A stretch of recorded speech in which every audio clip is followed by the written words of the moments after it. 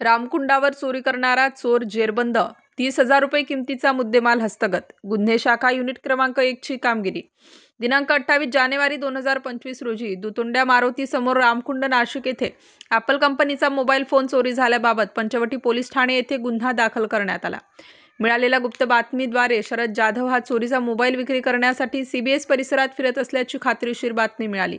सदरची बातमी गुन्हे शाखा युनिट क्रमांक 1 चे वरिष्ठ पोलीस निरीक्षक श्री मधुकर कड यांना देऊन त्यांनी सहाय्यक पोलीस निरीक्षक हेमंत तोडकर, पोलीस हवालदार विशाल काठे, पोलीस हवालदार प्रदीप मस्ते, पोलीस हवालदार रमेश कोळी, महाराष्ट्र पोलीस अंमलदार अनुजा येलवे, चालक श्रेणी पोलीस उपनिरीक्षक किरण शिरसाट यांचे पथक तयार करून त्यांना मार्गदर्शन करून रवाना केले. नमूद पथकाने CBS परिसरात सापळा लावून मिळालेल्या बातमीप्रमाणे सदर इसमास ताब्यात घेऊन त्यांच्याकडे विचारपूस करता त्याने त्याचे नाव शरद शंकर जाधव, वय 31 वर्ष असे सांगून त्याने गुन्ह्याची कबुली दिली. त्यावरून पंचवटी पोलीस ठाणे येथे गुन्हा उघडकीस आला असून आरोपितांकडून 30,000 रुपये किमतीचा मोबाईल जप्त करण्यात आला आहे. सदर इसमास जप्त मुद्देमालासह पुढील कारवाई कामी पंचवटी पोलीस ठाणे यांचे ताब्यात देण्यात आले आहे.